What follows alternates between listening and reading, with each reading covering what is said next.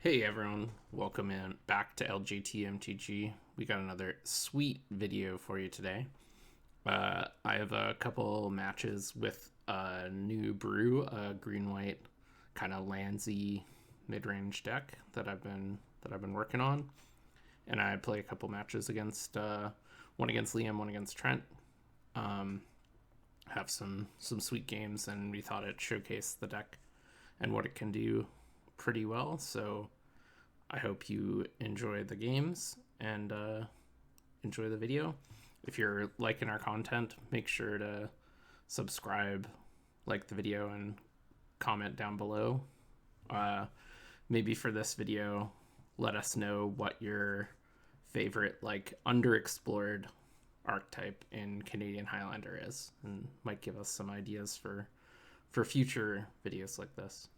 All right, without any further ado, we'll get into the first couple decks, and then hope you enjoy the matches. Welcome in for the deck tech of my green-white lands mid-range deck. It's not quite like an all-in lands synergy combo deck. It's got a lot of mid-rangey elements. I'm pretty excited about this one. I think it's a deck that's sort of had legs for a long time, but relatively underexplored. And got a couple new tools with Edge of Eternities. So let's get into it. The breakdown is a pretty typical mid-range breakdown spread. You got a whack of creatures, 40 creatures, some instants and sorceries mostly, some creature tutors, and some removal spells. Because we have the lands sub-theme, we have some landsy cards too: Crop Rotation, Life from the Loam, Sylvan Scrying. Same with the artifacts. Because we're a lands deck and we're playing more lands than normal and ways to get lands back from our graveyard, Mox Diamond is a really powerful tool that we get to take advantage of that a lot of other decks don't. And then we have some of the more powerful lands cards here: Fastbond, Exploration, and a bunch of the Crucible type effects. Go over the points in the deck. We got 2 Moxen, Natural Order, with our only really huge target being Torsten. Just a really powerful way to refill. Really sticky threat, tough to deal with. And then we also have Primeval Titan, which in this deck is a pretty significant threat because it can get Wasteland Strip Mine, it can get Field of the Dead, and it can also just go get the Dark Depths combo. Then we also have Urza Saga. I'm normally a pretty big proponent of not including Urza Saga in more fair type decks, but in this deck specifically, where you have the ability to recur Urza Saga, and we play probably a few more enchantments than normal, I think it's pretty powerful. You can go get it with Brightglass Gearhulk as a way for Brightglass to go get kind of like a beatdown threat. Then we have White Plume Adventure and Strip Mine. The new cards I'm trying out are Ice Till Explorer. This card is amazing in the deck. It's the first single card that I'm aware of that that's both like a Crucible and an Exploration. I found in playing these decks in the past that most decks can, with maybe slightly above average or better draws, can beat getting Strip Mined every turn. They're just so low to the ground and the cards are so good that you need to be strip mining multiple times a turn in order for it to effectively win the game. And this is a card that allows you to do it all in one card. Normally you need to have Crucible plus Exploration, so on and so forth. But this lets you do it all in one card. And the landfall milling a card is really good as well. The other one I'm trying out is Baloth Prime. It's in this deck, it functions sort of like a second Titania. Whenever you sack a land, you create a tapped 4/4, And so if you have like Zuran Orb or Sylvan Safekeeper, you can threaten to make a ton of power and end of turn if your opponent taps low. Or you can just even fetch lands, crop rotation, so on and so forth. This deck often has the ability to play fetch lands repeatedly from the graveyard. So churning out 4/4s every turn is a pretty powerful effect that's tough for most fair decks to interact with. And then if you ever do get to untap it, it's a 10/10, which is pretty disgusting. We have a few planeswalkers to help grind. They're both pretty landy oriented. Trying them out. And other than that, yeah, plays mostly like a mid-range deck, but you have some pretty deep synergies that can help you break open the fair matchups and are pretty applicable in the combo matchups too. Like disrupting mana is really powerful in those matchups. So yeah, I hope you enjoy the games, and this is the green-white lands mid-range deck. Welcome to the Green-White Counters deck tech. This deck is pretty straightforward. We're playing a bunch of cards that care about counters, mixed in with some of the best green-white disruptive threats, as well as some mana elves. So if you see here, we've got Biophagus, Birds of Paradise, Avacyn's Pilgrim, Deathrite, etc. Ajani's just really good on rate, and then we have a couple of disruptive creatures in Archon and Anointed Peacekeeper. Then we're just playing the best like green-white cards in general. Brightglass Gearhulk, Bristly Bill. We're playing Scythe Cat Cub. And then we've also got creatures that care about counters. Deodrine is one of the new ones. I think this card's really good. As well as like Hangerback Walker, Goldvein Hydra. Faithful Watchog is a great pickup from MH3. Couple new cards are playing. Ouroboros. At the beginning of combat on your turn, put X 1/1 counters on each creature you control, where X is this creature's power. So if you stack your triggers right, you can do something like Luminarch Aspirant or Tumblewag. Make your Ouroboros bigger and go really wide with your board. I think this card is actually really good. We're also running like Shalinda from the Final Fantasy Commander deck. Same with Waka. We're giving those a try. Zac Fair is a new card from Final Fantasy as well. But then we're also playing a couple of enchantments. Regular removal suite. Our points are Mox, Double Mox, Soul Ring, and White Plume. But then we're also playing Terra Symbiosis, which is from the new set. Whenever you put a 1/1 counter on a creature you control, you draw that many cards. So it's equal to one or more 1/1 counters. So if you put 4 1/1 counters on a creature, you draw 4.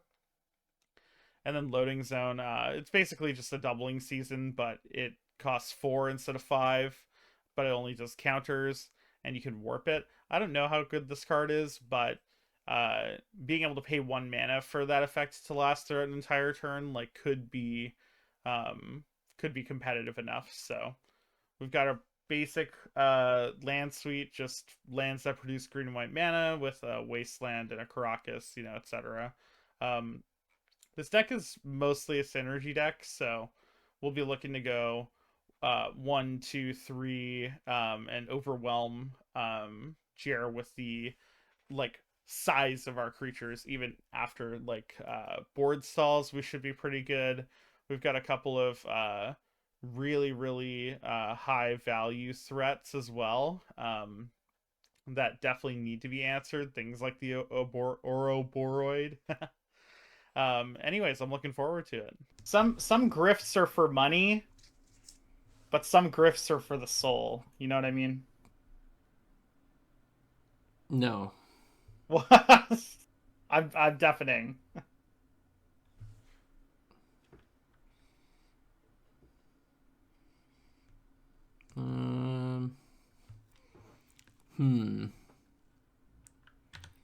This hand is awkward. Oh no, we have double white from Hierarch. Or double green, rather.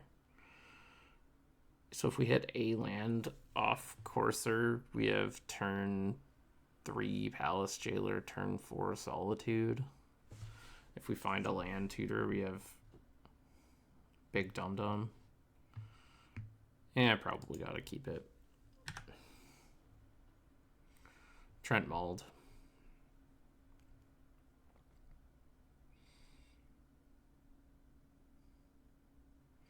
Oh yeah, we forgot to do our obligatory complaining about losing yet another die I'm roll. back.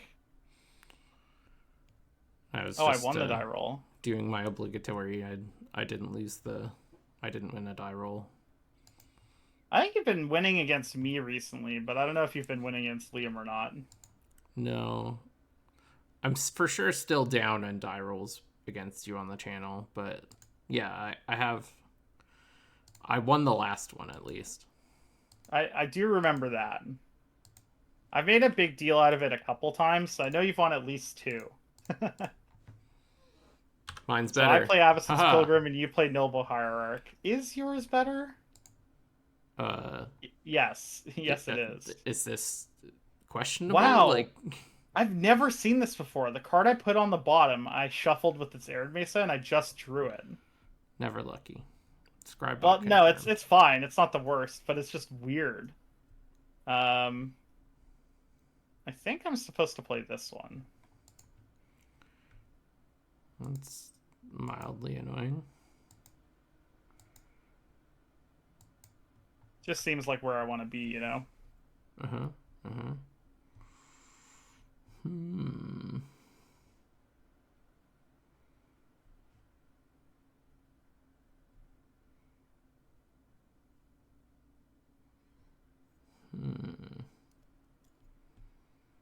I don't exactly know what you're on other than like the basic description. Like I don't really know what the deck actually entails, you know. Yeah. Blooded Strand. Holding up Noble Hierarch. I'm not attacking into a 2/3. You're just not playing a 2-drop. That's more what I mean.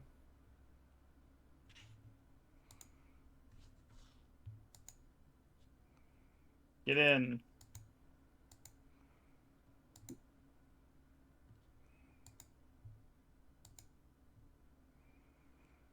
Come on, baby.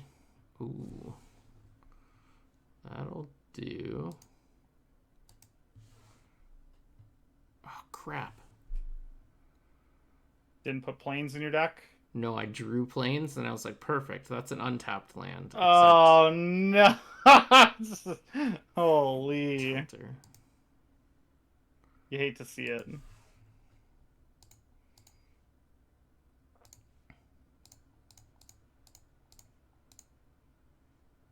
Oh, that's right. You're playing lands. Yeah, so I know sort of what your deck's about, but I didn't know you were Abzan. I mean, you might be 4-color.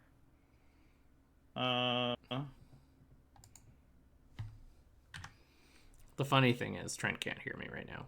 The funny thing is, I'm only 2-color. He's wrong on both counts. Wow, non-basic lands your opponents control? This card is busted. It is broken. The hell? I thought I was getting mucked. So, I guess this gets the most counters going, so I'm just gonna do it like this.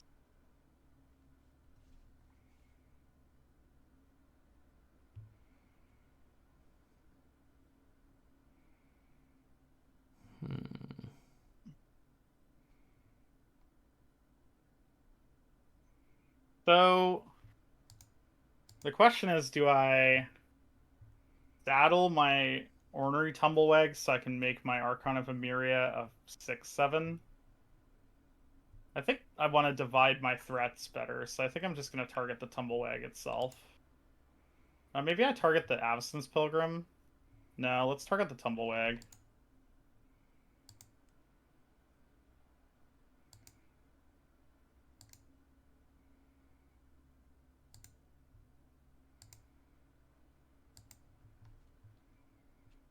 I'm really curious to see like where you ended up on your lands list, because I've been thinking about lands for a long time. There's actually just so many options these days, though. It's kind of hard to figure out where you want to land. Stop it. I didn't know if you'd catch it. Stop. Somebody stop this, man. Oh, this is pretty good.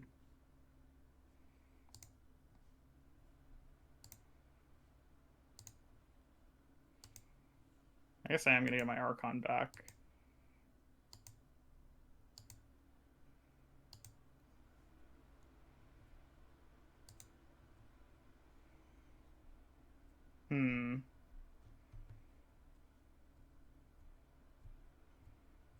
I think I'm happy to trade this Pilgrim for this Jailer, if that's what ends up happening.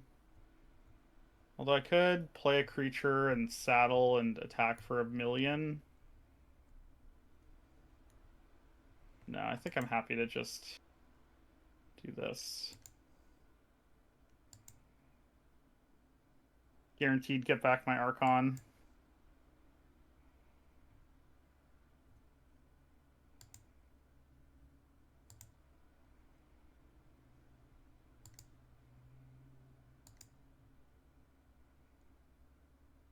Right.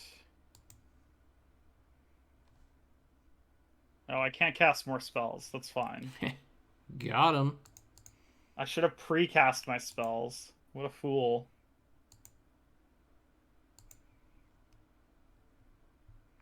Holy crap.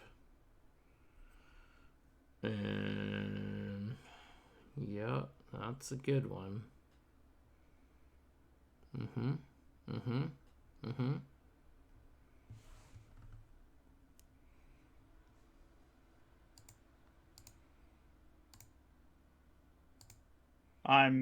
I have no idea what's happening.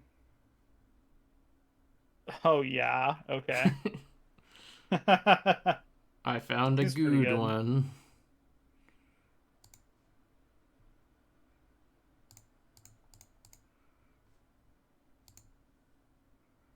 Making copies of Palace Jailer, huh? Yes, sir. Seems pretty good. Do? Target a spell, create 1/1. Yeah, give me your stupid flyer. This doesn't have trample, right? Should have read that first. Okay, good. No, I don't think any of my creatures have trample right now. Perfect.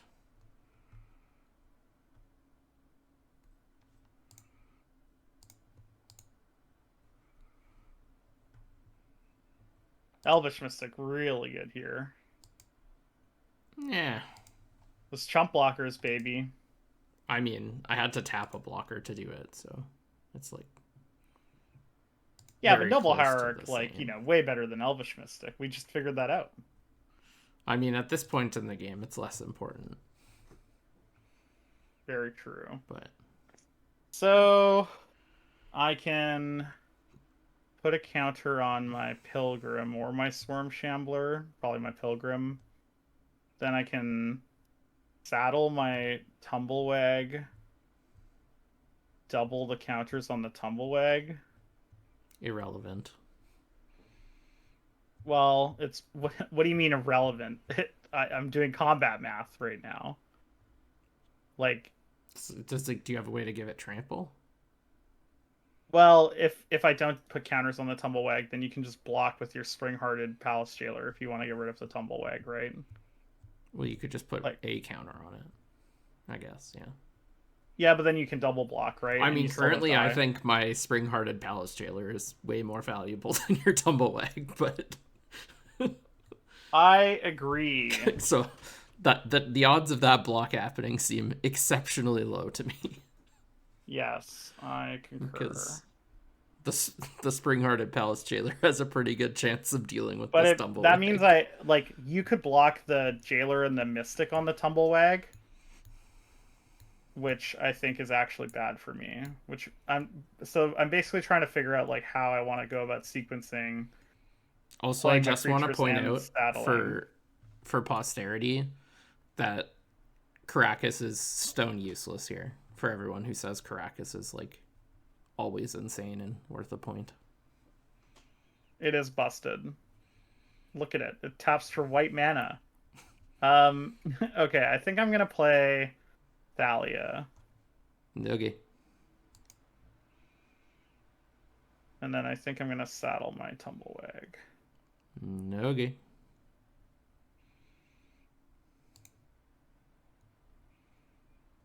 Now I'm going to go to combat. Give my Pilgrim a counter.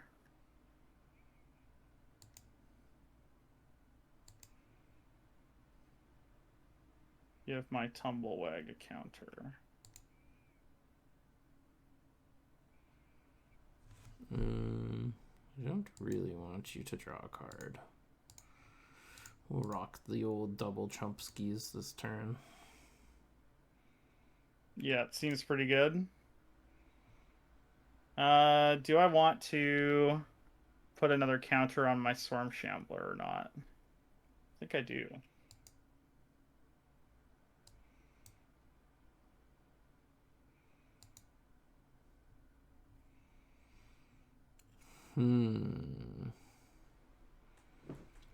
Interesting.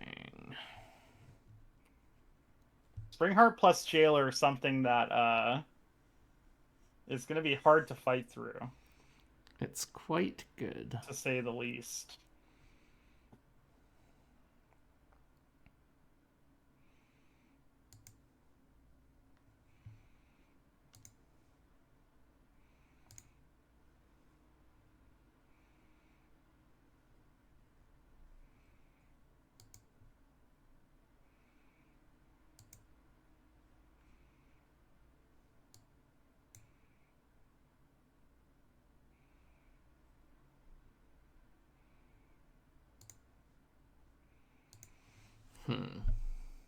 Let's think here. Take this. Then we do that. Yeah, that seems pretty good.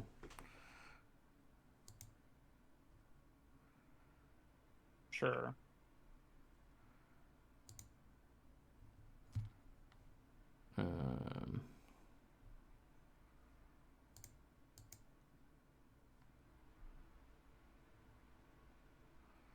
No. What? The lands in this deck are so bad. No way.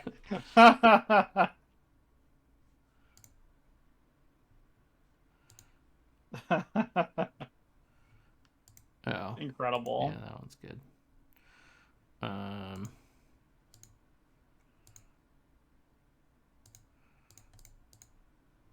I mean, I'm complaining and just making like infinity fucking palace jailers over here, but This guy's got Splinter Twin in play, and he's complaining. Wait, what? What? Oh, it's a spell. Oh my god. Yeah, it gets Shrek'd. Wow. This card is way worse than I thought. I mean, specifically against Palace Jailer, yeah. Well, there's just like it also just dies to Orcish Bowmasters for free. You know what I mean? Like in my head, I was like, well, if the Bowmasters it, you get a 1/1, you know, whatever. I think I have to draw something pretty big here if I'm not going to lose. I think you're probably on close to no outs. Not actually the worst.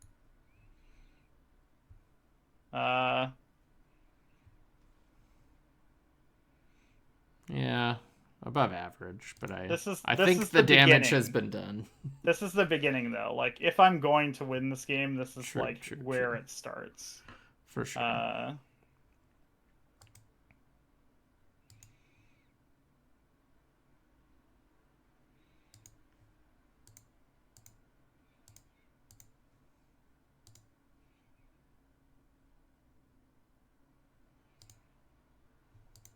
Yeah, I think Storm Shambler might not make the cut based on that. Yeah, like there are a bunch of random abilities that target things, like the Wandering Emperor, Teferi, you know, like would be fine. I thought I was chilling into all of those, but now that I am aware of the truth, I don't see it. That one's pretty good. Yeah, this one definitely a good one. I mean, like, you have 5 cards in hand and you're drawing up to... This guy says it's a good one, just before he solitudes me. I mean, you The made bad me mannered made me is 2-for-1 myself unreal. to do it, but yeah, we Unreal. had it covered.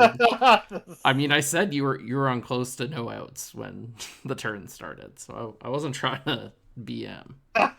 Just like, oh, that's a really good one. I'll kill it.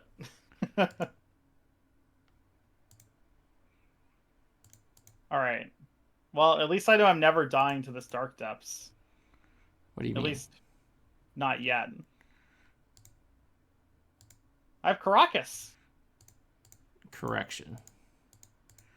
You had Caracas. Wait, what the fuck's happening? Oh my god. All right, we can send this one. It's a GG. Had Caracas. So I had him dead, but he drew Springheart Nantuko with Palace Jailer in play. Yeah, that Springheart Nantuko is for sure the TSN Turning Point. Holy. That was quite a good one. It turns out the fair deck with a bajillion lands in it is a pretty good Springheart Nantuko deck. I'm gonna deafen. Yeah, we keep not close. It has this one and this one.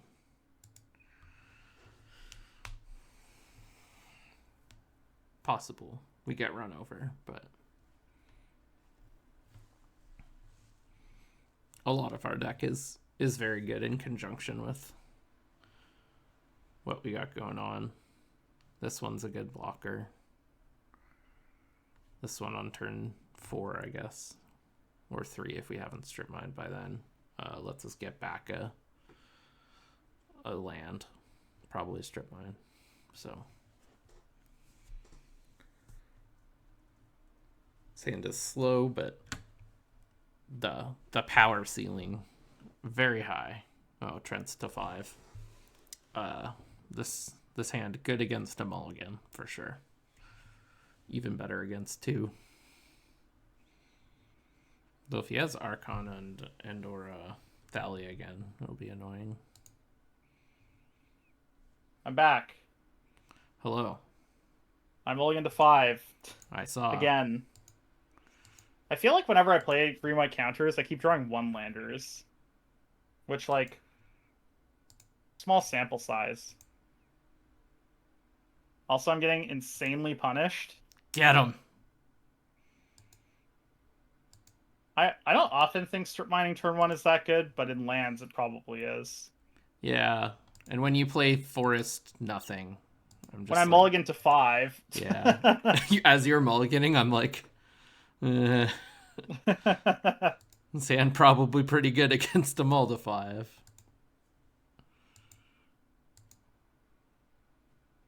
It's also tough because, like, I can't play around strip mine. I put a land on the bottom, obviously, like when I was, like, mulliganing. Mm-hmm. But, like, I can't just keep that land, you know what I mean, over a spell. Yeah. Like, for the threat of exactly strip mine. Because I had the forest, so I was like, oh, I can play forest and just, like, I can't get turn 1 wastelanded, you know what I mean? Mm-hmm. Oh, wow.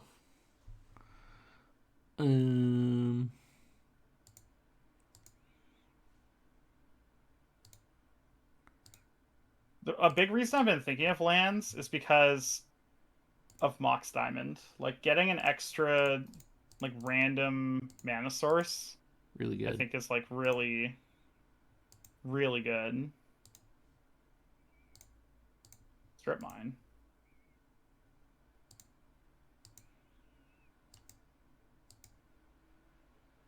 It's okay. I've got it covered. No. I don't know what I'm supposed to get with this with this card, but I guess we'll see.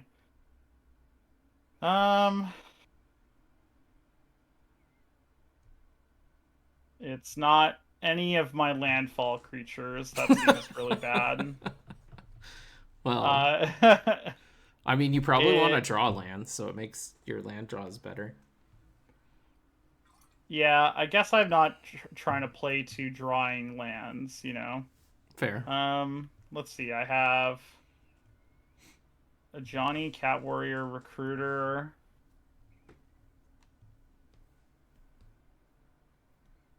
So the problem is, like, you've used your strip mine twice, but since your strip mine's in your graveyard, I actually am like pretty incentivized to assume that this guy's Cradle like has a higher than likely possibility of dying.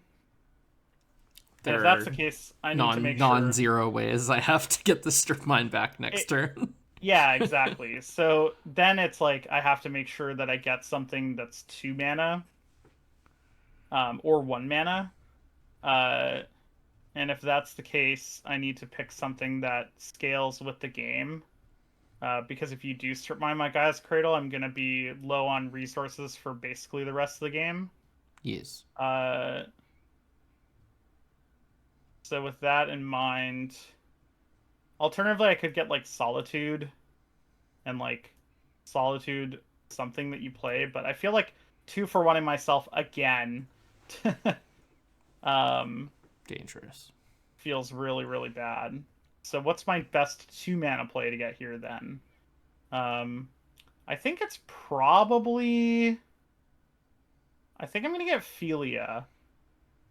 The card's good. Yeah, I think like my theory is like if you're gonna spend your turn killing my Cradle, um, then being able to play Philia and bounce my Recruiter of the Guard at some point, like, might be one of the best ways for me to try and win. You know what I mean? Yes. Because like uh, unless your way to get Strip Mine is like close to free, you're not gonna be able to cast another spell like at the back, right? Yeah. Plus, Philia is still good if I do get to keep the Cradle. Like, the card's just good. Truth.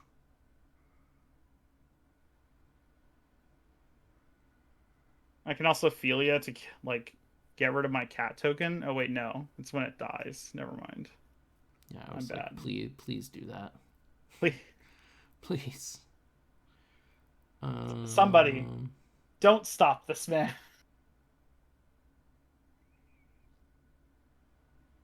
Yeah, just this one. Just a bunch of mana elves. Yes, sir.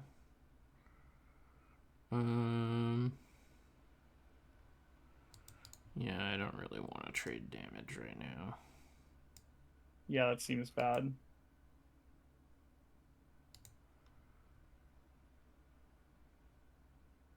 Okay, so since you've played, like, since you GSEded for mana elves, my guess is that you're looking to get to a line where you get to play Titania.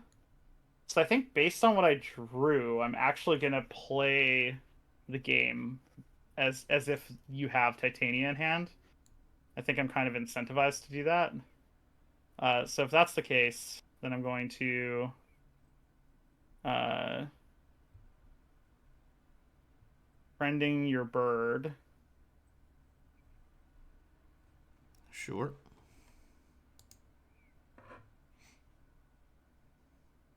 Not that one.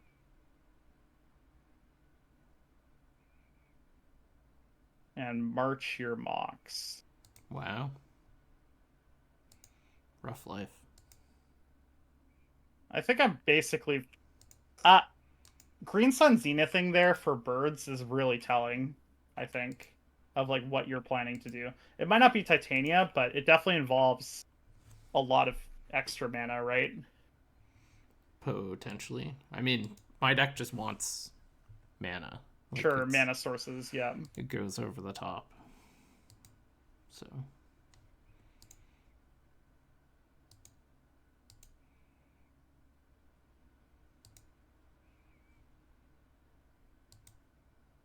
Now we're trading damage.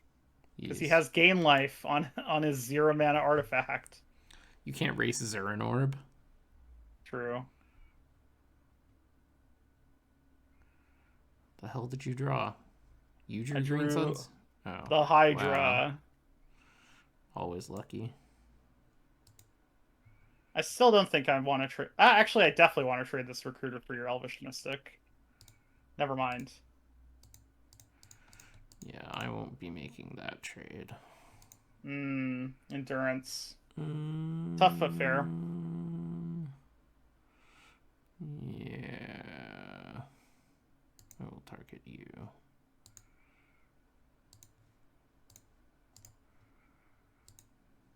Certainly be blocking this idiot.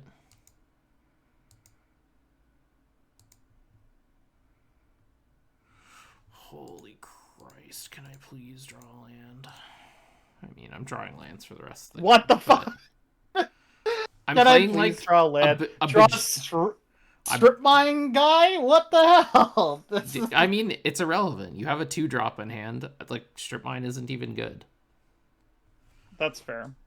Like, your only card in hand is Philia. I mean, it actually is relevant, though, because you cutting off my cradle, like, yeah, I get to play my 2-drop, but right now I can't really attack, right? Because I, like, don't want to trade my Gold Vein Hydra for your Endurance. I mean, if I Strip Mine your cradle, you probably just want the treasures.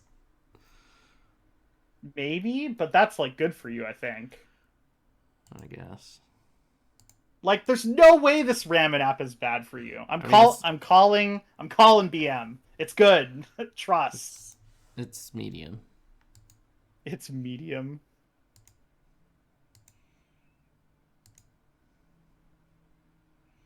I had worse draws. They had better draws. Understatement of the century. Like, I could have drawn my cradle or any of my land tutors. Yeah. Yeah, I mean, if we're getting into what ifs, I could have not mulliganed to 5 and then had you strip mine me on turn 1. Then he's like, I don't even know if I want to trade it. I do now. Immediately trades. I have to.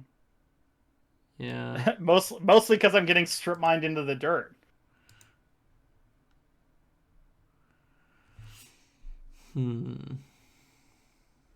Like, Jer's out here drawing card that makes it so I have to, like, trade off my, like, big threat for smaller threat. And now my lands are gonna be, like, Lotus lands for the rest of the game. Unless he, like, wants to cast something that's bigger, which is also a problem for me. Like, you're winning, you know that, right? like you're winning right now. Yes. Okay. All right. I just want to make sure. Aware. I just want to make sure you know. But I think it's closer than you think. Was closer. From my perspective, I feel very dead.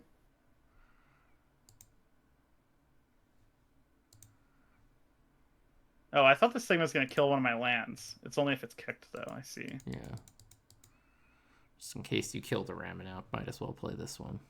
Don't worry, I'm already playing this game as if all my lands tap for 1 mana, and 1 mana only.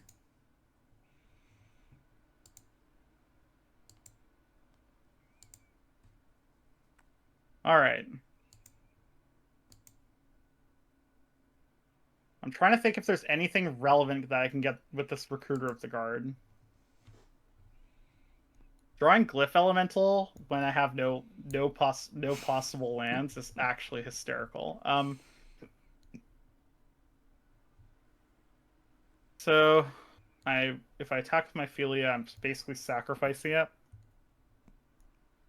And I can get... I just don't think there's anything that I can get that's, like, particularly relevant. As soon as you start strip mining me, I'm basically dead. I have no way to push through damage. I can kill your Crucible and then try to kill your Ramanap, but if I do that, I would have to draw land, and then I'm still really far behind on board.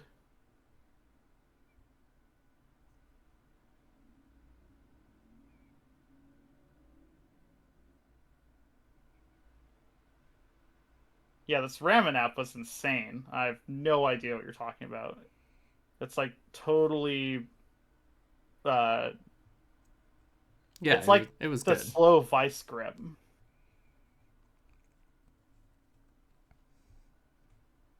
Okay, so if I attack with Philia, get Solitude, and Solitude kill your Raminap and like stabilize the board, sort of. But then I'm like still getting Strip Mined because of the Crucible. In which case I can then, that would take multiple turns to do. So if I play, yeah, okay. I don't really see another option here. I'm just gonna play this Canker Bloom. Yep.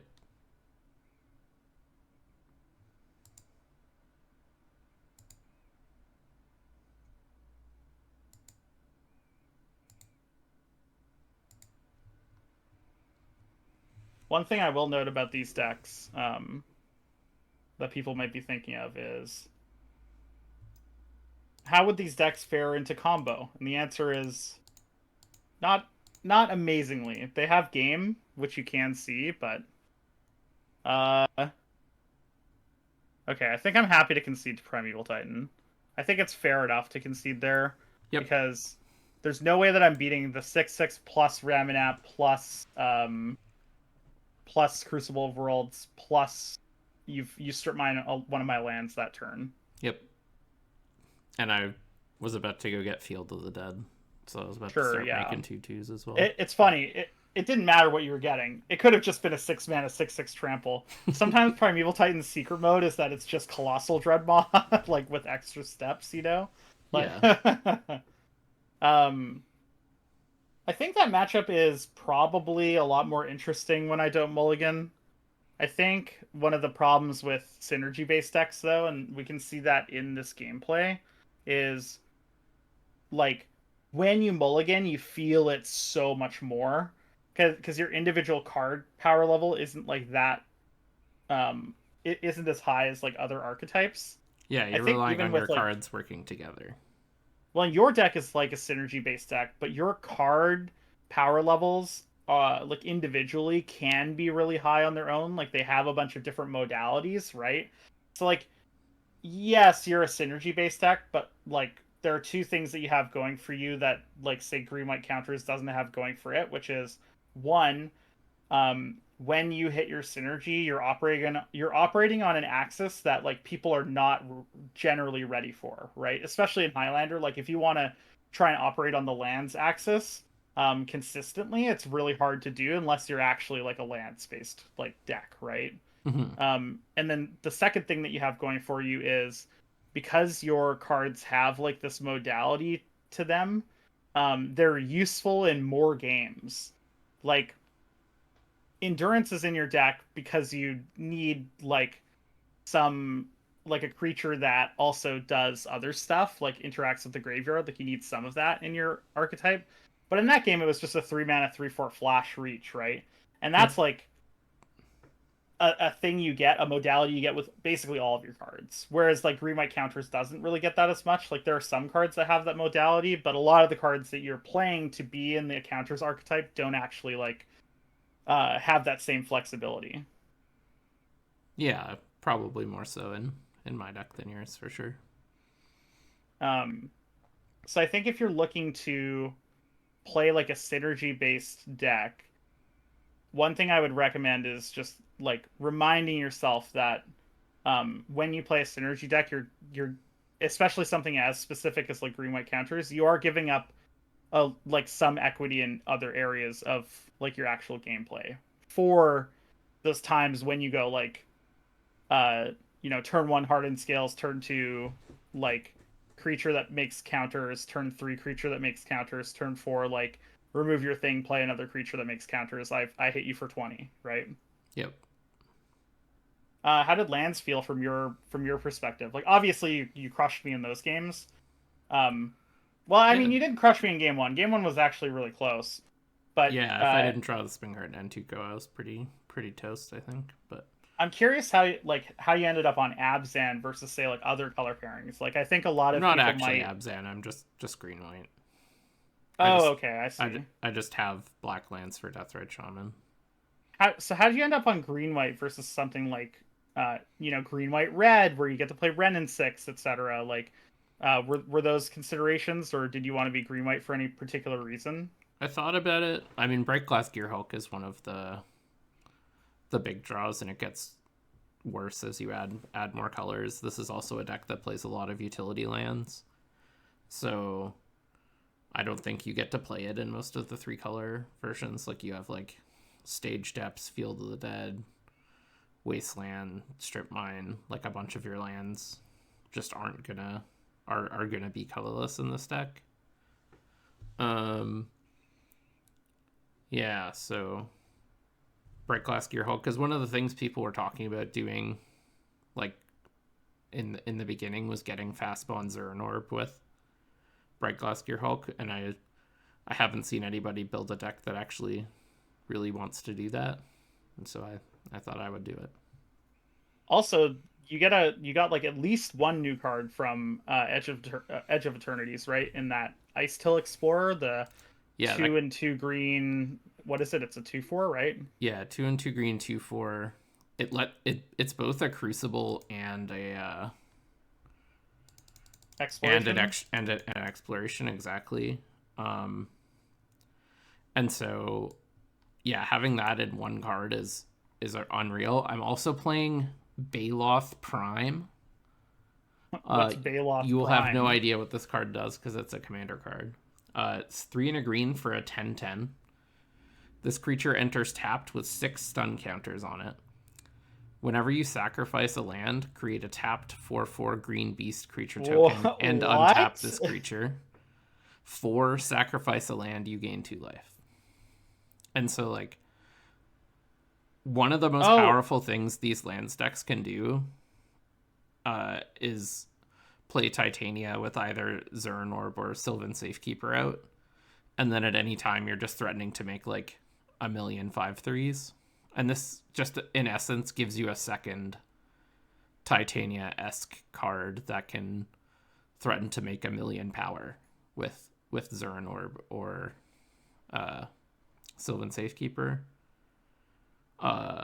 It's also probably just like Titania, kind of fine in most fair situations. Like, this deck is really good at having a Crucible in play. I'm playing basically all of the ones that cost 3 or less, and you can find and like Ice now Tail. you can find two of your Crucibles, right? Yeah, exactly. Um, and so even if you're just like passively making a 4/4 and impending this 10/10, like, that seems pretty good too. So Yeah. I wanted to try it, but it seems good in theory to me. I haven't played it yet. I had Ice Still in an earlier match, and it was unreal as advertised. An Yeah, that underrated card seems ability of Ice unreal. Still as well is whenever you play a land, you mill 1, which just makes it like so much more likely you're able to put together like Depth Stage or get Field of the Dead online or start strip blocking people. Or like you could like play Ice Till, play your land, mill your Cradle, and then next turn you're gonna have Cradle mana, right? Like, Exactly, yeah, stuff like that. So yeah, I think Ice Till is like the full package for this deck. And yeah, I will say, unreal. like, one of the scariest things about the lands decks is like they operate on an axis that is really hard for other decks to like compete on. Um, but then also you sometimes just get to combo people with the Titania.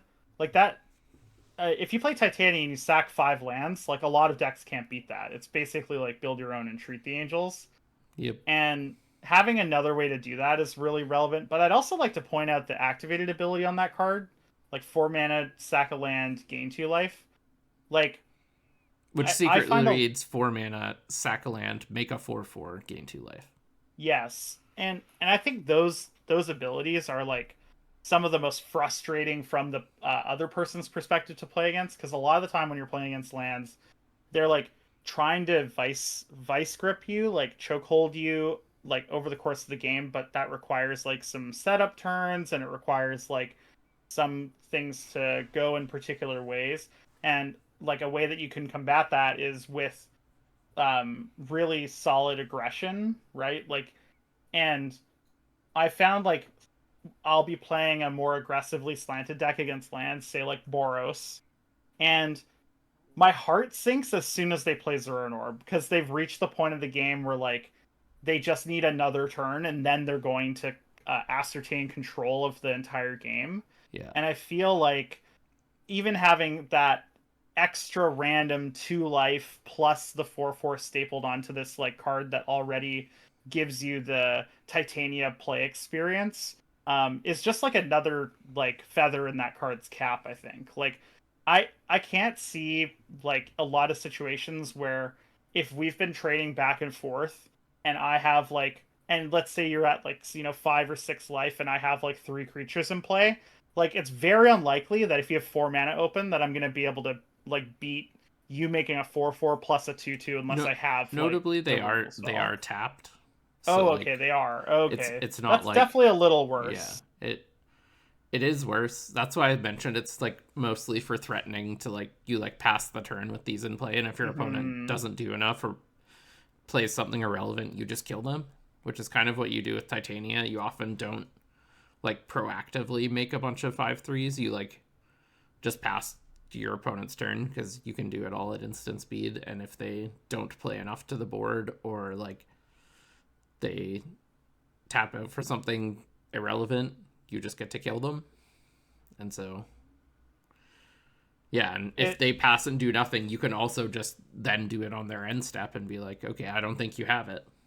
But it's also like it's just another Green Sun's target or like yep, totally. other target. It does like I'm sure that you feel it in like some percentage of games where like if they mill over your Titania, you have no way to get it back. Like you kind of lose that element of your deck, right? And so having like a redundant copy feels nice. I'm Also, the also fact that it's on 4 mana, right? Yeah. Eldritch Evolution in this deck, so Hmm. it's like potentially a good target at 4, which is pretty relevant. Same with Green Sun Zenith. Like if I can't, I think Titania is better, but if I'm green sunning for 4 or Eldritch Evoing a 2 drop, there's definitely a possibility. Like worlds where I get this card, like the other options are Ice Till and Brightglass Gearhulk, and Brightglass Gearhulk is probably better most of the time. Ice Till is situational, but like if I just want to kill my opponent, this is probably the fastest option most of the time. Well, I can imagine situations where like let's say play your mana accelerant, play some sort of 2 drop, uh you Eladamri's Call on like an end step, get this 4/4, then play Zuran Orb plus the 4/4, or a Sylvan safe, or maybe a Sylvan Safekeeper's already out. And on turn 4, if you have like 3 or 4 lands in play, like you're presenting a very real potential issue for your opponent. Like there are a lot of game states where if you just said, okay, I'll Armageddon myself, but I get 16 power split between 4 bodies. Like there Mm-hmm. are a lot of situations where like, especially in mid-range battles, they're just not going to be able to beat that, right? Totally. Yeah, that's really cool. I for a couple of cards that I got in this list were Diadrene Synthesis Amalgam. So it's a green white X trample, enters with 1/1 counters equal to the amount of mana spent to cast it. So if you cast it for 2, it is a 2/3 when it comes to play. And whenever you attack, you can remove a 1/1 counter from each of 2 creatures you control. If you do draw a card and make a 2/2 robot. Um, Along with Terra Symbiosis, you and I were talking about this before we actually played. And Terra Symbiosis is where whenever you put a 1/1 counter on a creature, you draw a card and you can only do it once a turn. One or more, and you draw that many. So Oh like yes, if you have sorry, Terra yeah. Symbiosis in play and then you play Diadrene for like say you spend 4 mana, you draw 4 cards. Yeah, so Terra Symbiosis obviously has the like really high potential upside, but then the really low floor because it doesn't impact the board right away. But we were talking earlier, you made a great point. A lot of the time in these types of synergy decks, your synergies like play more to the board and give you bigger board states, but those are things that can be answered uh, in the format. And we even see like let's say I was playing green white against Jeskai. I don't need another card that adds more counters onto my things. I want cards like Terra Symbiosis or cards like Diadrene that can like continue to fuel your hand. Uh, because a lot of the time you do need to beat like that one like Wrath of God effect, right? Whether it be Terminus or um, you know, Brotherhood's End, etc. Sure. So I think these are kind of like worth trying out. I'm very high on Deodrine. I'm not super high on the Terra Symbiosis. I'd have to see how it plays out first. And then there's Ouroboros, which is a 4-mana 1/3, and at the beginning of combat, you put X/1/1 counters on each creature you control, where X is this creature's power. So the reason I like this card, and I think you like this too, is it really does get out of hand really fast. If you have any other ways to put counters on this thing, it's just absurd. I mean, And it yeah, helps. it also puts counters on itself. So like you play it Mhm. pre-combat, makes your team bigger by 1, get better attacks in. Then if you get to untap with it, it makes everything bigger by 2. It attacks as a 4/6. And I don't know, it feels pretty safe to assume your opponent's dead at that point. I think ways to make your mana elves and your smaller like creatures bigger too in this deck. Yeah, really Uh valuable. really valuable. I mean, we saw that with the with in the first game with the Ornery Tumblewag. Ornery Tumblewag. That card making the Absence Pilgrim more relevant in that game meant that you had to draw um the Springheart Nantuko, right? And it like because I was able to have like spread out threats, I was able to attack on multiple different angles during combat. So Ouroboros just like leads right into that. And then I'm trying out Loading Zone, which is like, it's an enchantment that if you put a counter on something, you put twice that many instead. I don't know if this is really the place for this card. 4 mana is quite a lot to do nothing. Um, and we were talking before the recording as well. I find often in these synergy archetypes that even being able to pay this 1 mana for the warp cost on the Loading Zone is a pretty tall order. Um, but I think it's worth trying out. And if you're giving green white counters a try, I would definitely try these like 4 cards out. And I would assume that you're probably going to end up on Deodrine regardless. And then Terra Symbiosis and Ouroboros might be uh like excellent to just like okay to potential like meta calls, right? Like if you feel like you're in a board stally type meta or you have the time for Terra Symbiosis, like that might be where you want to be. So yeah, this Yeah. is pretty interesting. I wish the games were I wish the second game was a little bit closer, but the first game was really fascinating, and we've never seen at least I've never seen Palace Jailer of Springheart Nantuko before. I've never even thought about it, but when it was happening to me, it's all I could think about. Yeah, when it's happening, it's pretty distracting. Demands attention, you could say. It really had gravitas. I'll just say that. Yeah. Um, Hello, welcome into my deck tech for Bant Blink. This is a fun, interesting new deck that I think got a bunch of new tools in Edge of Eternities that I wanted to try out. So obviously Bant Blink's been a deck that people have tried for a long time. I can remember as far back as like 2015 doing Bant Blink stuff where you were like flickering Armada worms to make 5/5s and things like that. And obviously times have changed, technology has improved. The printing of specifically Ephemerate kind of like supercharged this type of archetype in a lot of formats. And yeah, Highlander is one of them, and I'm excited to try it out. So the core of this deck is that you're kind of this like Bant mid-range deck that's doing just generally good mid-rangey things. I will say I'm low on mana dorks in this deck, and that's mostly just because you need space for everything, and you can't afford to play like 9 mana dorks. You just don't have the slots in the deck. So I'm playing the best ones. I still have Bird, Snowball, Deathrite, and I think Deathrite is one of the cards that might get the axe. I think you need your mana dorks to always make mana, so it's possible this turns into Ignoble Hierarch or maybe gets cut entirely. I'm not 100% sure yet. And then what else I've got going on in this deck are a bunch of things that like to be flickered. So new cards that really like to be flickered are Quantum Riddler, pretty sick. This one is pretty awesome, and with the warp cost, if you flicker it, you actually get to like scam the casting cost, draw 2 cards out of the deal. You'll note I'm not playing Pauper format All-Star Muldrifter. that's a card that I think is just a little bit too low impact in Highlander these days. And even if you have the cheapest flicker effect of like a 1 mana flicker like Essence Flux or Ephemerate or Cloud Shift, 4 mana for something that can be broken up by a removal spell is a little bit scary. Quantum Riddler really benefits from the fact that the whole combo for cheating it into play is 1 mana cheaper. And it's a 4/6, so it's a lot harder to kill with, say, like red removal, or things like Fatal Push miss this as well, which I guess they miss Mulldrifter as well. That's maybe not the biggest thing, but it's something to keep in mind. Other stuff in this deck that really likes being flickered that's new, Anti-Causal Vestige is a pretty cool one.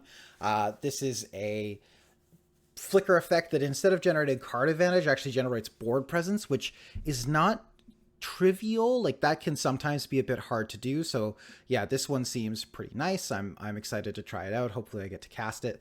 And then we also get to potentially live the dream. Brightglass Gearhulk has certainly asserted itself as one of the 2 best cards from Aether Drift. It's either Brightglass or Stock Up is, I think, the best Highlander card from Aether Drift. But this card really is just super, super powerful. We've worked out that the casting cost is largely not a problem. Most decks tend to be able to cast it. I actually had someone go turn 4 Escape Uro, turn 5 cast Brightglass Gearhulk against me. So like, casting cost clearly not that difficult to achieve.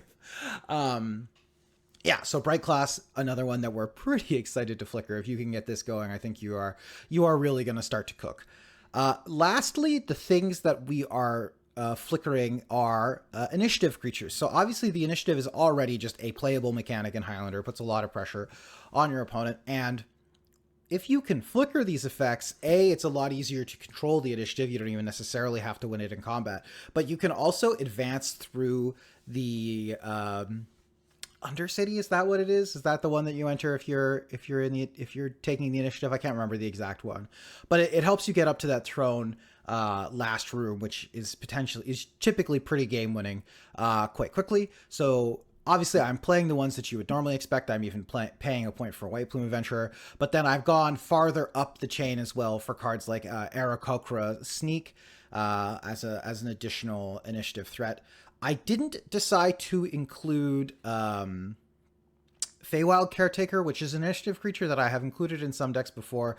You are not the highest on mana sources in this deck. Not that many birds or anything like that. So getting up to 5 felt a bit challenging, and I decided I would cut it off at 4. But the sneak seemed worth it.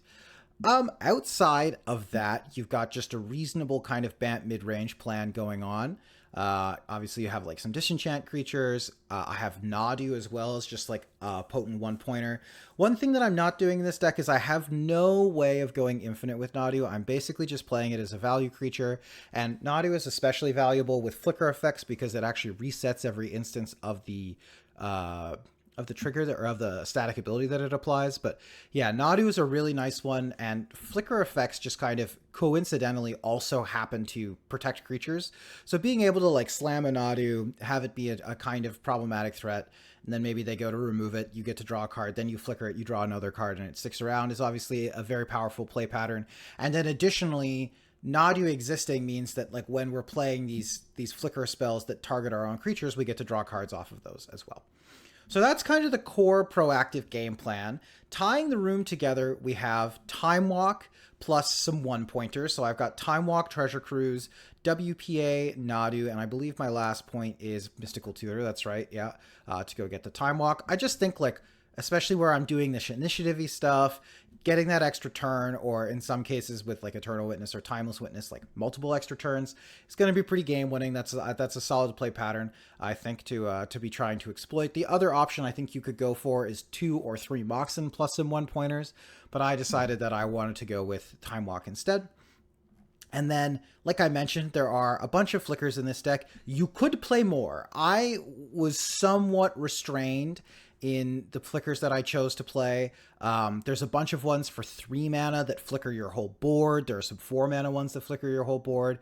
There's also like some 4 mana creatures like Restoration Angel and Salvation Swan that flicker creatures. And I just felt like that was too mana intensive. And if you drew a 3 mana flicker when you only had like one thing on the board, it was going to feel pretty awkward. So I ended up just being a bit more restrained with my flickers. I'm playing the best ones. So Ephemerate, Essence Flux, Cloud Shift. These I think are the 3 best ones just because they cost 1. And then the 2 mana ones, Otherworldly Journey,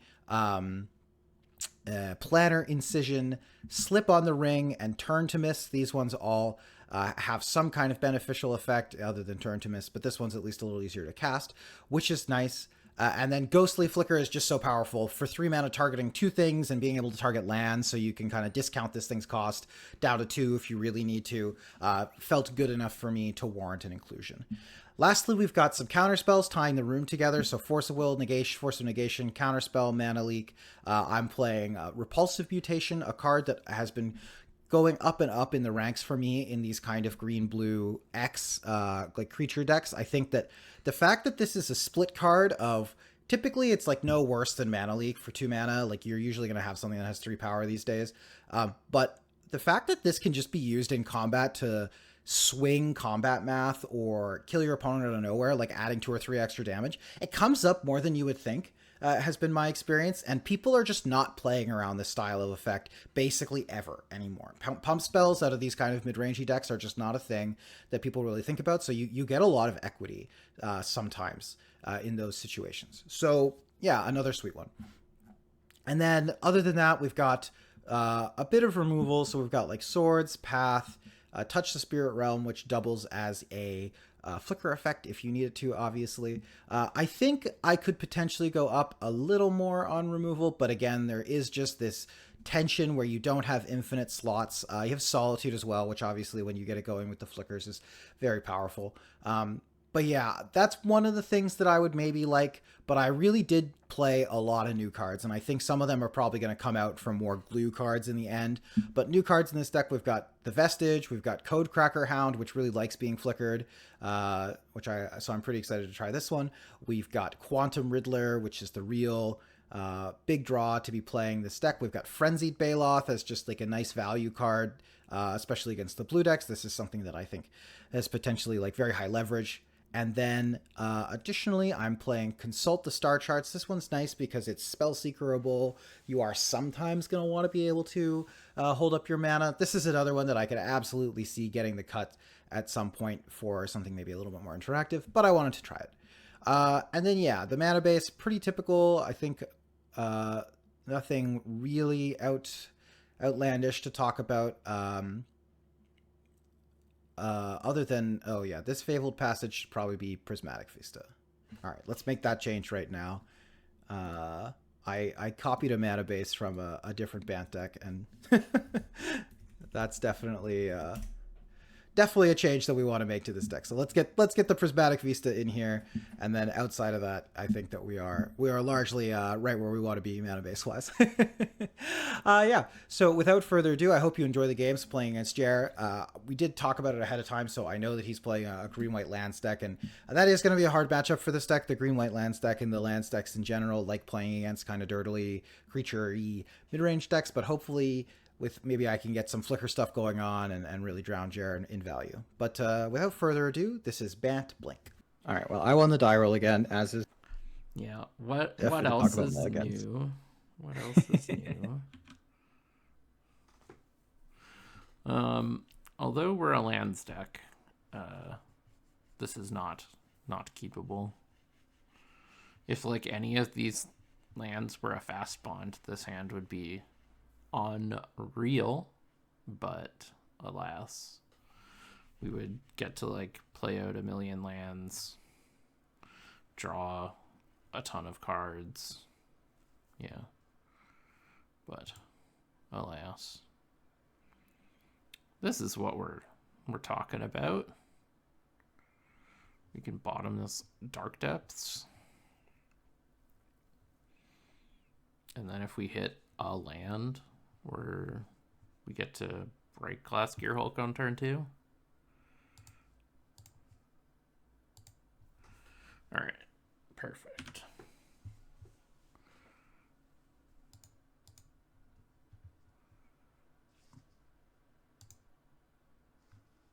Hello. Misty Rainforest, eh? Yeah, Misty Rainforest for tropical into Noble Hierarch. It's like the Liam Coughlin special. Like my favorite play. It is a good one. Next turn, I'm going to play Stomping Ground and then Deceiver Exarch. And then the turn after, I'm twinning it. Well, I was expecting Wild and the Cattle. No, that's next game. After you board in all of your twin hate, that's when you get with the Wild and the Cattle. Excellent. Oh, I see. I thought I had a fast mana start. Negative. Well, I mean, I did have a fast mana start, just not as fast. Indeed.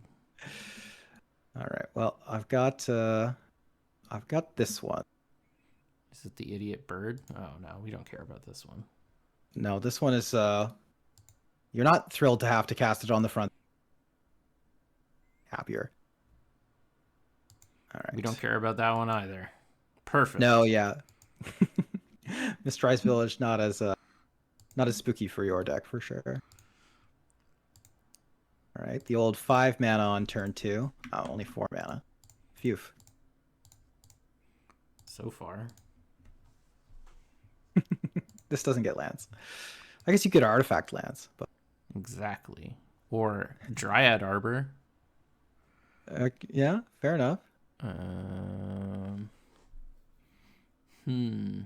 Or Urza's Saga, which is like a pretty real consideration, actually. Yep. Yeah, I think we are getting Urza's Saga and probably just this one, I think.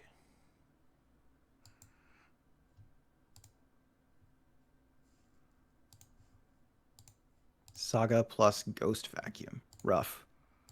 Yeah. What's with all these main deck hate cards? Well, you see, this is not a combo deck, and in order to not lose to combo decks... I mean, you've got 6 mana in play, and it's turn 2. Rumors of you not being a combo... 5 mana, thank you very much. Yeah, okay, whatever. Oh, he's playing Alurin. Or maybe Food Chain, but it looks pretty Alurin-y to me. See. What am I doing here? I think I'm gonna put this one underneath. And then I will cast this Spring Heartland to go and play land. Unfortunately, Brightglass Gearhulk really holding down the fort. Oh, don't worry. We're going to be attacking real soon. Cool. Yeah, this is the kind of matchup that your deck is definitely built for.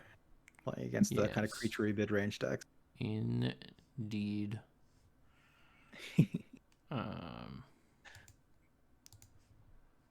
Attack. I will block. It has trample. Oh, yeah, wow. They just put all the keywords possible on this. Sure did. Yep. The old Sentinel of the Nameless City Urza Saga combo.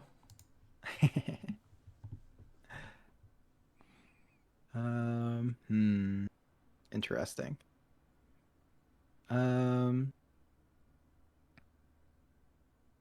What am I doing here? So I could cast this, get this, blow up this. It's like pretty good, but I think I'm actually just gonna go for this one for now. Maybe you're blank.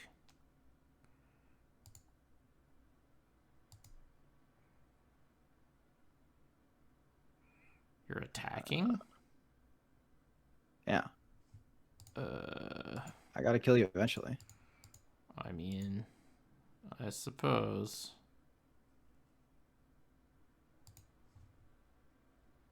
Oh right, Delny makes your things. Yeah. I was gonna say, have Okay. you read the card I cast, or Not actually. didn't read the little text boxes it put on my creatures that can't be blocked by power 3 greater? I mean, it's still pretty rough. Like, I'm taking an infinite amount of damage here. It is certainly non-zero. Yeah. This is definitely making Fair Urza Saga more playable than it is. I think this is one of the only good quote-unquote fair Urza Saga decks. Yeah, calling this deck a fair deck too is also there's a bit of a quandary in using the word fair. I think with a lot of the quote unquote fair decks that exist. Am I just dead? Have I made a grave miscalculation? Not technically yet. I think so. You got a Haywire Might. That's interesting. Yeah. Like I guess it kills Springheart, but I guess you don't have any other targets. Like I could have got like a Mox or Zuran Orb, but it's just like not the time for those ones. So fair enough. I did toy around with having like a Stoneforge package in here, but I found it just took up too many slots that weren't really on you didn't really plan. have. Yeah, makes sense. It's just diluting what I wanted the deck to do, so I wanted to try it this way, and like you can always put it in if you want to, but yeah, makes sense. All right, let's do some Nantukoing.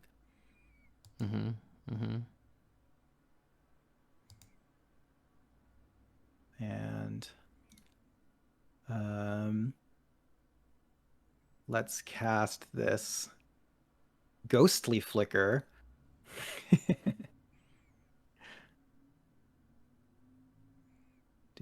do some flickering.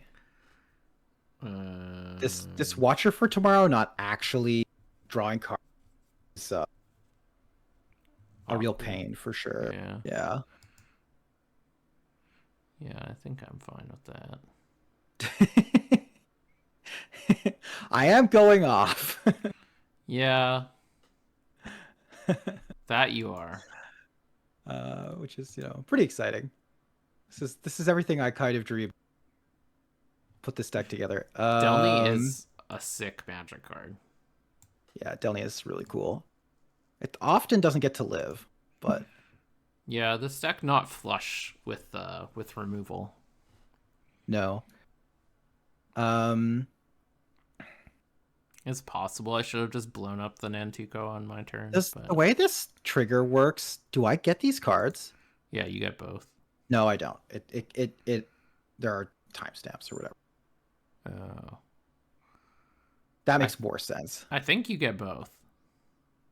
I get both when it flickers again, but I don't get both. Like I stack the trigger such that I had like when this creature leaves, put the exile card into its owner's hand trigger. Yeah. And I didn't get those cards, is what and then I have this Knight of Autumn. Okay. Which pretty good. I have pretty good here. Several targets. Yes, many targets. I'm gonna blow up the Brightglass Gearhulk because it has trample. Then that checks out. I think I almost am obligated to Ghost Vacuum. I think you have enough mana to pop it, and I mean the Uro's not good. Maybe it's fine.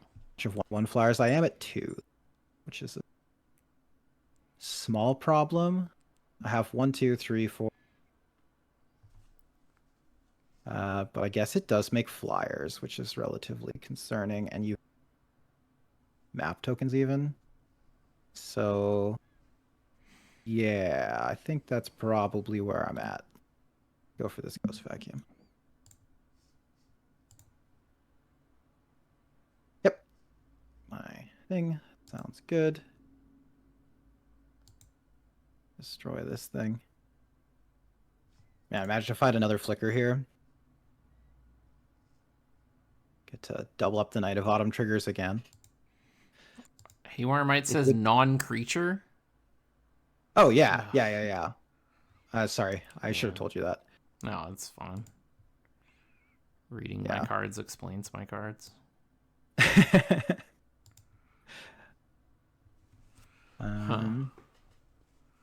Yes. That one's not the worst. All right, you drew a non-land, which is good. Not punished for not activating your map token. I see. Excellent. Yeah. No, Make sure. I do not think I will put that. I was just gonna say that that interface always gets me. Cards in the graveyard that I didn't want to, or the other way around. Oh, I see. Yeah, that's pretty good. Have you triggered Revolt this turn? This game? I sacked a map token. Oh, nice. Cool. That's even better. I didn't realize you were getting it this turn. Oh, geez. Quite strong. Indeed.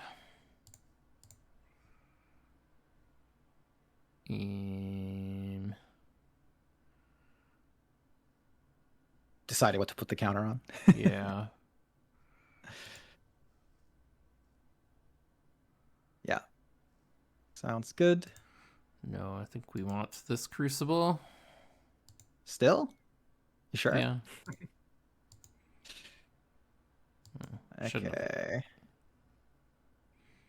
Haymire Might can die. I was like, oh, I shouldn't have attacked with the Haymire Might, but it's fine.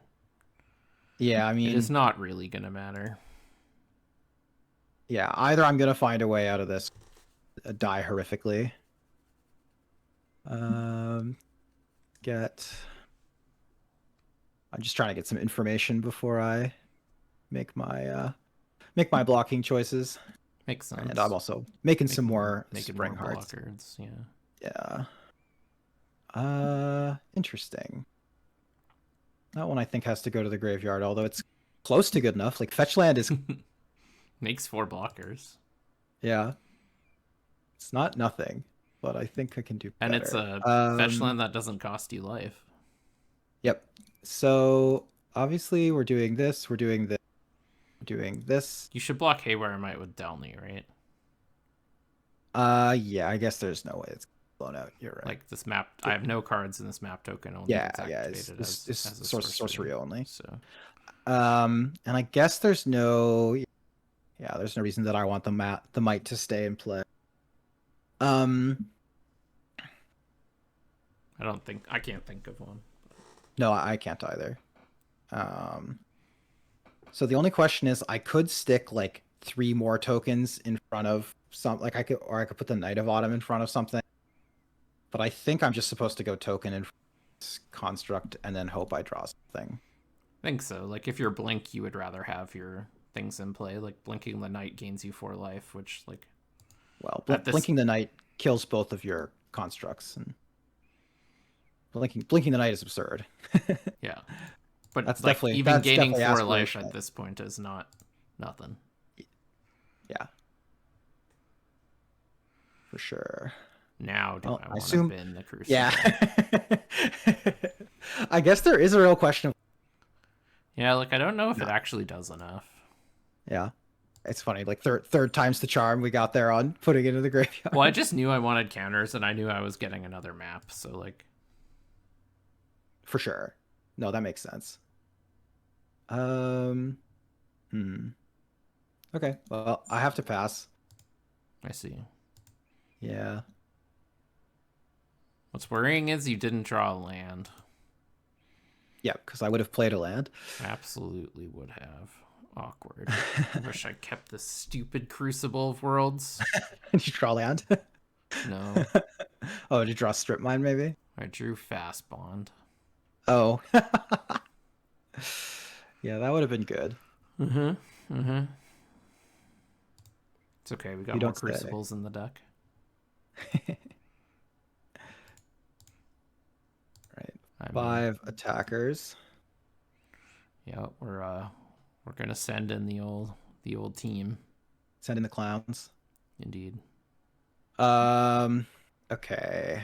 So go to blocks. Obviously this Watcher of Tomorrow getting under the bus. And then we go token.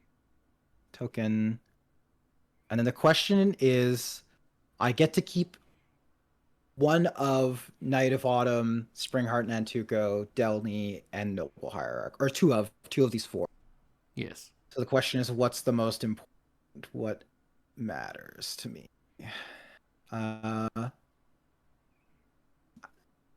I think the answer is that if I find a flicker, it's most important to me to be able to flicker a Knight of Autumn, because that's the thing that stabilizes most likely. Is Delny plus Knight, and Delny also just makes many of my top decks better, so that's where I'm at. Yeah, I think you're keeping Delny for sure, and then it's a choice between Knight and Springheart, I think. Yeah, 100%.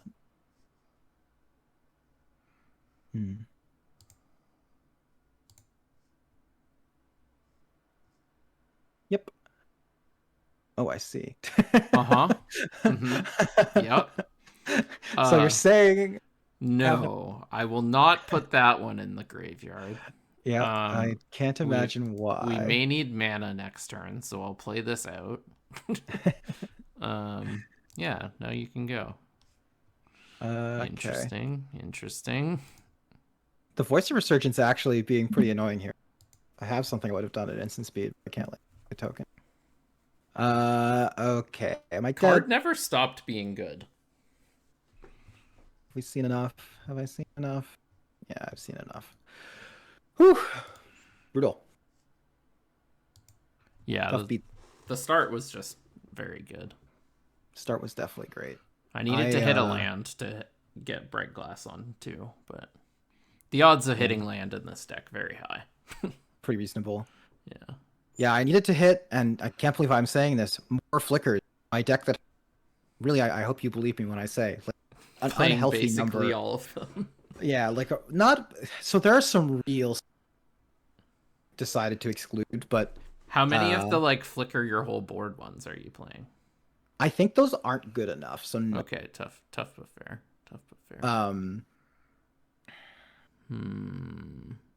Huh. Yeah, I can keep this. I'm gonna talk about my hand quickly, I guess. So this hand, if we draw a real green source, is so good. Because, like...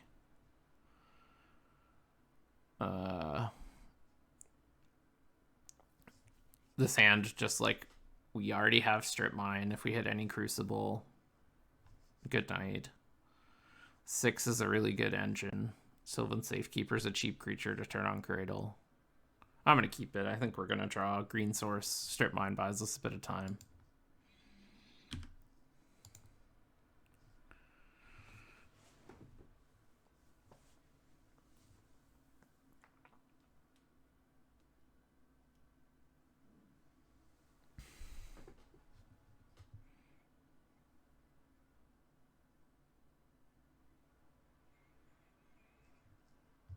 Windswept Heath, go.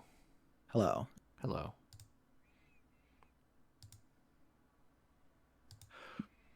Oh my. Yeah, it looked for a second like I might have a way to wiggle out Ephemerate or something on that turn. Then maybe I can wiggle out of it, but otherwise it's that's a pretty rough spot for me. Yeah. All right. Well, let's play this Plains. I'll offer up the Plains to the Strip Mine, and then I'll play this Haywire. Pass. Okay. Just trying to decide. Yeah.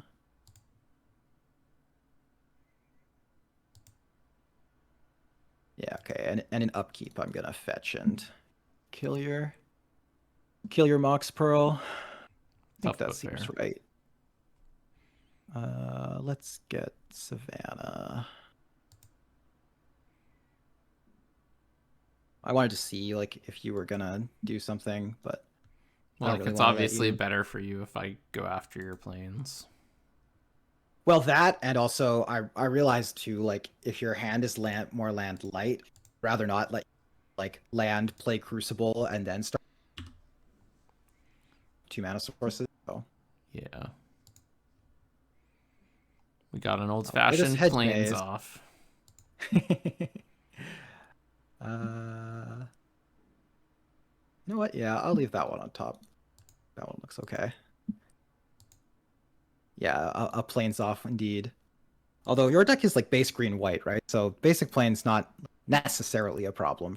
Yeah, it's Here. virtually all green-white. The black is just for Deathrite Shaman. There's no actual black spells in the Right. deck. Makes sense. And I kind of wanted more surveillance, so I have the duels and the surveils. But because this deck especially makes really good use of extra surveillance. Mm-hmm. Like, it's just an engine with Crucible. You just get to like... Let's go for Tropical Island. And then I'm going to play Eternal Witness. And let's pick up my Savannah. Reasonable. Yeah, I just think... somehow, I suspect that Strip Mine is A, maybe not the only land destruction land in your deck, and maybe not stay in the graveyard. Whatever do you mean? Yes. Me attempting to recur land destruction? No. I shudder at the thought. Indeed.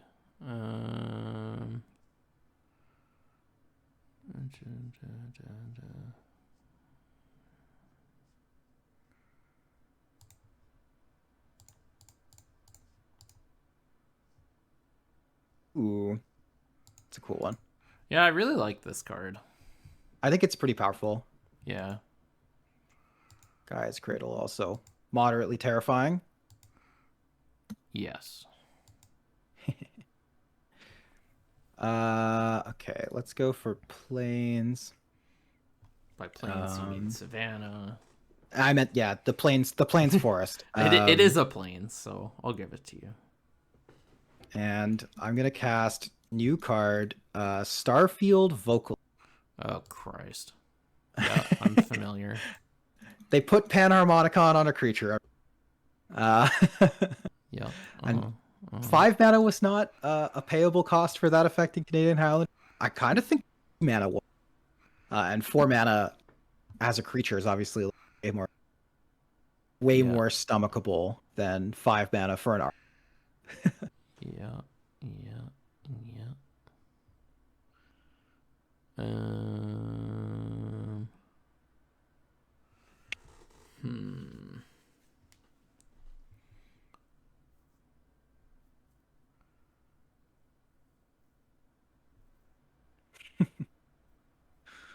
Decisions.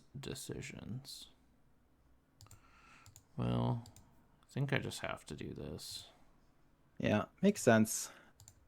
I did figure this was the kind of thing that was coming for me, but...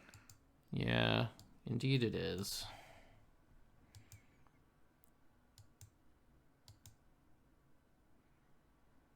We'll see how many turns in a row I can continue to hit land drops. That's a pretty good one. This helps with hitting land drops. Indeed. All right. Well, sacrifice it unless it escaped. Sacrifice it unless it escaped again. Then I will put this Spar's headquarters in play. And I will put this Arid Mesa in play.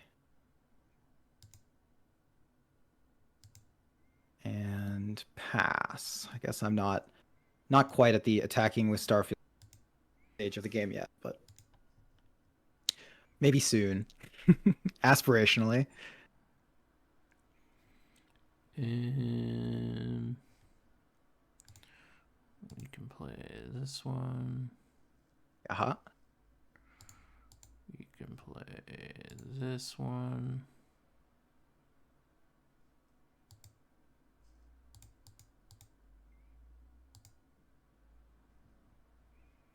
Yep. A little bit scary. We can play this one. Oh, wow. Okay. Also fine, but scary. Yep. Tireless Tracker. We're still just gonna plug away at these here yeah, lands. You're on.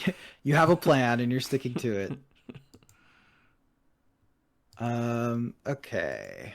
Well, I'm definitely not allowed to let both of these things live. The question is, which one of them? Oh, wait, you have I was like, how Safekeeper. many removal spells do you have? Because you're gonna need a lot. Some. I have non-zero number, but yeah, I don't have that many. All right, let's get this Meticulous Archive. Double Surveil. Oh, What? God. It's broken. This At card's least it's great. All right, not quite as good as Surveil 2, but yeah, you do have to make a meaningful about. All right, I am actually gonna. you got the Surveil 2. The value. Yeah, the value. All right, I have another land. Damn it. It's not getting me yet. And I'll fetch. I am losing out on double surveil action here. Fortunately. All right, green. Uh, blue, green. Okay, I am allowed to get basic forests, so I mean, I. Strip Mine cares not for your super typing. No, but my life total cares about not just paying infinite. Not that it's Am gonna I getting matter. natural ordered? Yes. No, you're just getting road. Oh, But that's I do get double triggers again. Gain infinite life. But oh my god. More like infinite planes. And I finally missed, but I did draw this one. that one's quite good. Yeah. Yeah, and then I'll pass.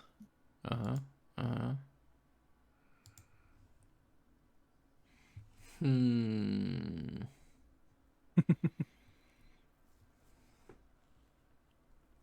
The Guy's Cradle's so sick too, because like the one thing that just stripping me with Crucible like could run into is you're not actually advancing the amount of mana that you have because you have Cradle. Like as long as you keep Yes. getting to put more creatures in, you're still advancing your actual total mana count. Precisely.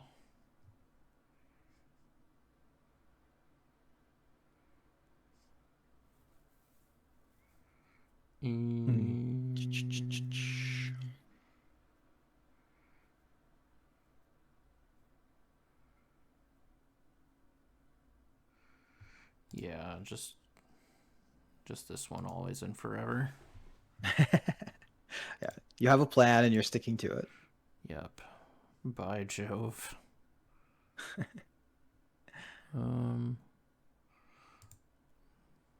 Guess I'll start going after green.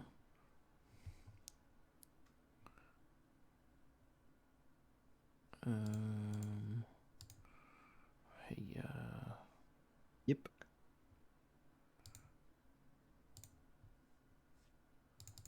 Yeah, this Guy's Cradle card, pretty good. Yes. Yep. Is this the new one that lets you play extra lands? I did think about that one. Ooh, that one's also pretty spicy. Yeah, I'm giving you too much info. I could get this one. That one's probably the one to get. Now that we think about it. Oh, it's back. Yes, we have the combo. What do you mean? Crucible plus Urza Saga. Crucible Fastbond Zuran Orb. Oh, I see. Yes. I have infinite life, infinite land drops. You have no lands for the rest of the game. Infinite clue, right. And I have Tireless Tracker, so I'm going to draw my deck. So, all right, I'm going to make you play it out. All right. You can kill me at your own time. Just a reminder, you. I have to what? I have 45 minutes on my clock. Yeah, I'm gonna slowly click through these triggers. I'll probably go away for a Pepsi at some point, and ironically, I also have a bunch of Pepsi in my fridge at the moment, which is unusual, but yeah, this is a tough This is a tough matchup for my deck. I had it's kind of Yeah. funny. I had Beza, the Oh, that Bounding card's Spearing. sick. I think that Yeah, but card's it's underplayed in Highlander. well, I'm not sure it is because in my head it was really good, but actually flickering it is almost never good because the whole point of it is that it It like catches you up the normalizes. first time. Yeah, it normalizes the board state. So like the second Yeah. trigger, like I just never had a chance where casting it would have yielded almost anything, Mm, awkward. which is weird. And also This is a because you were weird on this, matchup for it though. Like I'm kind of yeah, mid-rangey but don't have a ton of creatures. I'm probably not going to have a lot of cards in hand. Like yeah, yeah. There was whereas like just never a spot where doubling it would have been all good. mhm. Um, yeah, no, bit tough that matchup. Yeah. On the turn that I played, the turn I believe I had Repulsive Mutation in hand, and I decided not to hold it up, even Is though, that the blue-green X counterspell? Mhm, yeah. Crazy. Um, Sick.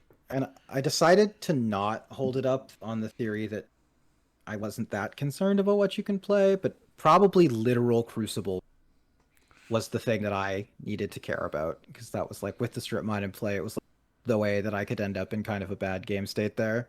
Yeah. Although honestly, like I don't think that's what won you the game. I think it was Gaia's Cradle. Oh, definitely, yeah.